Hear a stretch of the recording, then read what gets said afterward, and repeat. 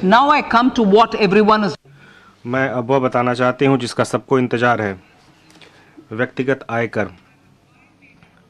मुझे 5 प्रमुख घोषणाएं करनी है इस बारे में।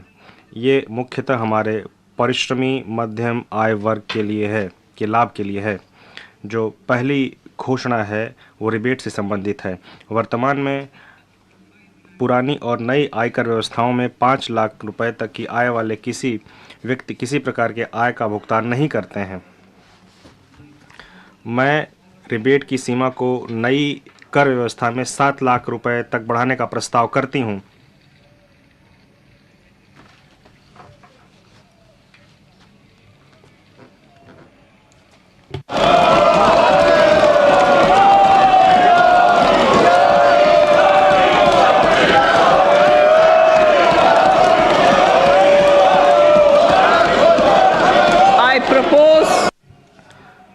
मैं इस प्रकार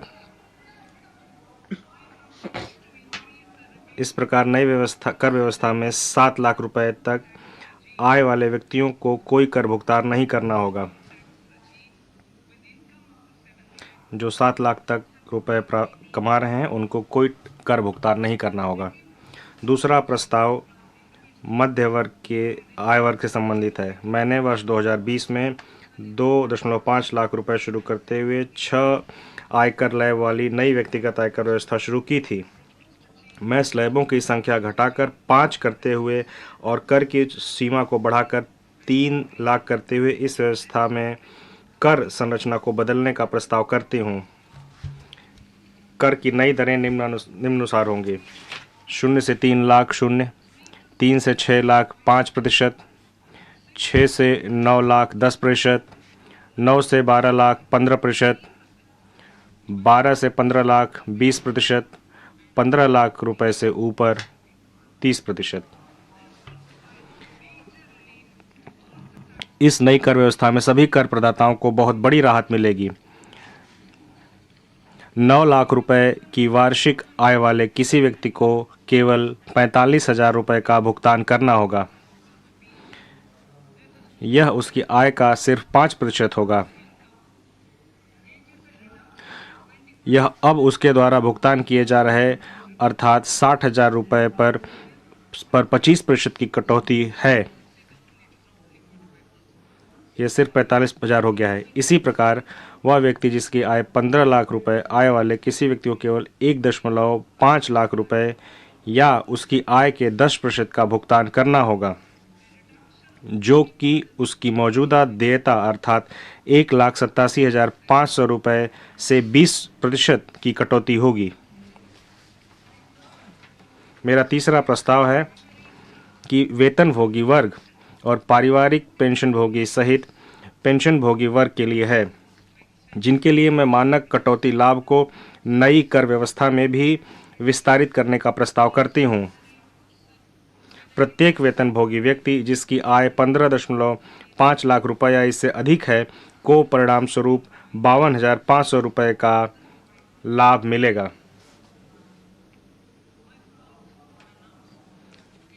मेरी चौथी घोषणा हमारे देश की अधिकतम कर दर, जो कि 42.74% है, से संबंधित है। यह विश्व में सबसे अधिक कर दरों में से एक है।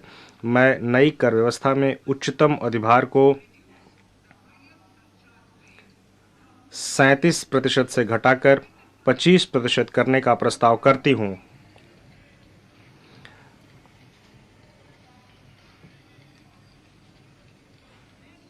इसके परिणाम स्वरूप अधिकतम कर दर घटकर 39% हो जाएगी। अंततः गैर सरकारी वेतनभोगी कर्मचारियों की सेवानिवृत्ति पर अवकाश के नकदीकरण पर 3 लाख रुपए तक की सीमा की छूट अंतिम बार वर्ष 2002 में नियत की गई थी, जब सरकार में अधिकतम मूल वेतन 30,000 रुपये प्रतिमाह था। सरकारी वेतन वृद्धि के अनुरूप मैं इस सीमा को बढ़ाकर 25 लाख रुपए करने का प्रस्ताव करती हूँ।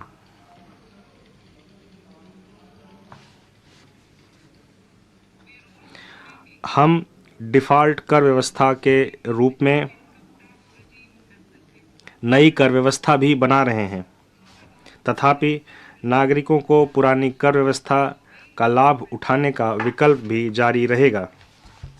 इनके अलावा मैं अनुबंध में दिए गए अनुसार कुछ और परिवर्तन भी कर रही हूँ। इन प्रस्तावों के परिणाम स्वरूप लगभग 38,000 करोड़ रुपए, जिसमें से 37,000 करोड़ रुपए प्रत्यक्ष करों के तथा 1,000 करोड़ रुपए अप्रत्यक्ष करों के राजस्व को परित्यक्त किया जाएगा, जबकि लगभग 3,000 करोड़ रुपए का अतिरिक्त राजस्व जुटाया जाएगा। इस प्रकार कुल वार्षिक परित्यक्त राजस्व लगभग 35,000 करोड़ होगा। माननीय अध्यक्ष महोदय, इन शब्दों के साथ मैं बजट इस प्रतिष्ठित सदन को सौंपती हूँ।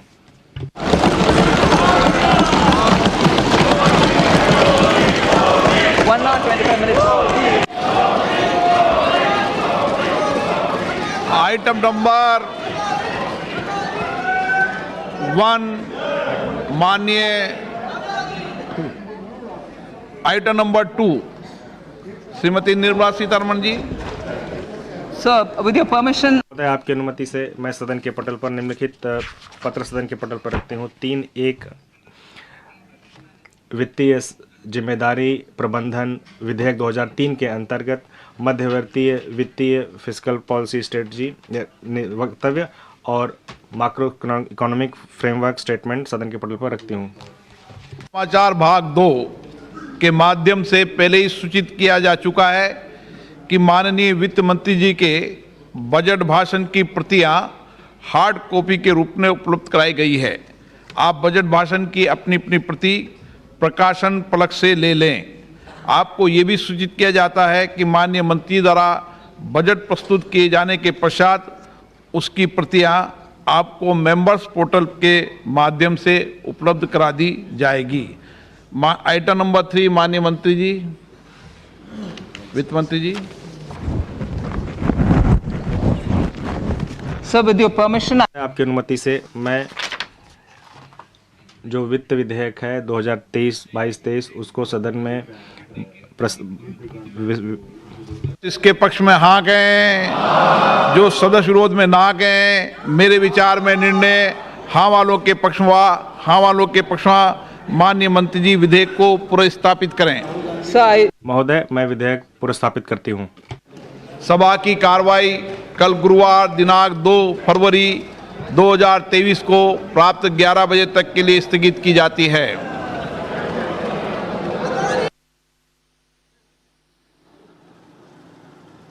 तो बजट पेश कर दिया वित्त मंत्री निर्मला सीतारमण ने। और आपको बता दें, जो सबसे बड़ी खबर है इस बजट की, जिसका हर बजट में इंतजार होता था, इस बार वित्त मंत्री ने मिडिल क्लास को, नौकरी पेशा वर्ग को वो सबसे बड़ी राहत दे दी है। नई टैक्स स्लैब्स, इनकम टैक्स की नई दरें लागू की हैं वित्त मंत्री ने।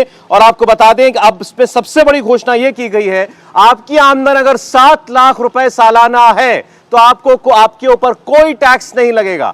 पहले यह छूट 5 लाख तक की आमदन वाले लोगों की होती थी, लेकिन अब अगर आपकी सालाना तनख्वाह, सालाना आय 7 लाख रुपए है तो आपको कोई इनकम टैक्स नहीं देना है।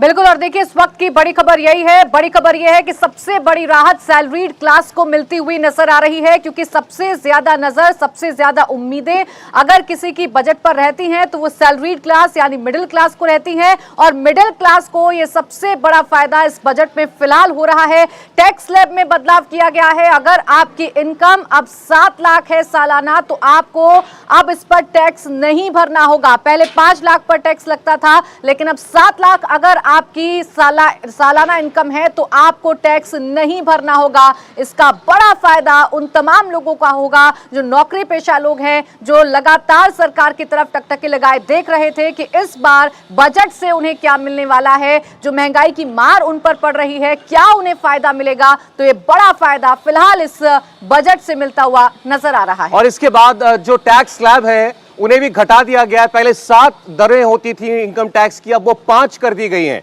अगर आपकी टैक्सेबल इनकम जो है वो 3 लाख रुपए तक भी है तो कोई टैक्स नहीं है। इसके बाद 3 से 6 लाख रुपए अगर आपकी टैक्सेबल इनकम है तो आपको 10% टैक्स देना है। 9 से 12 लाख अगर आपकी टैक्सेबल इनकम है तो आपको 15 लाख रुपए देना, 15% टैक्स देना पड़ेगा। 12 से 15 के ऊपर 20% और 15 लाख से ऊपर 30% का टैक्स लगाया जाएगा। इसके अलावा जो अधिकतम टैक्स लगाया जाता था, जो 42.5% के करीब हो जाता था हाई इनकम ग्रुप में, उसकी भी अब लिमिट कम कर दी गई है। यानी हर स्तर पर इनकम टैक्स को घटाया है वित्त मंत्री ने, और यह नौकरी पेशा वर्ग के लिए एक बड़ी राहत होगी। पिछले वर्ष भी ऐसा ही हुआ था, टैक्स स्लैब्स कम कर दी गई थी।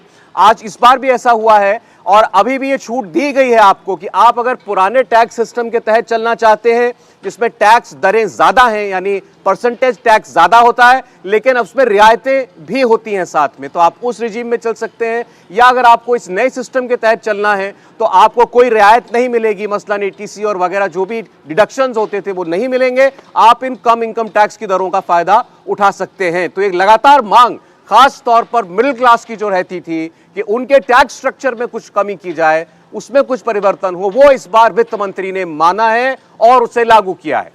बिल्कुल, ये बहुत बड़ी राहत इसे कहा जा रहा है और ये बड़ी खबर बजट से निकलकर सामने आ रही है कि नौकरी पेशा लोगों के लिए अब राहत सरकार की तरफ से दी गई है। इसके साथ ही साथ स्टार्टअप को बढ़ावा देने के लिए भी उनके छूट दी गई है, उन्हें 1 साल और बढ़ा दी गई है। यानी पहले 3 साल पर टैक्स देना होता था, 3 साल शुरू अगर आपके स्टार्टअप को हो चुके हैं उसके बाद टैक्स देना होता था, अब इसमें 1 साल की बढ़ोतरी और की गई है। इसके साथ ही साथ MSME को भी राहत देने की कोशिश की गई है। इंडिया टीवी हर वक्त हर जगह डाउनलोड करने के लिए सर्च करें India TV news Google play store या ऐप स्टोर पर।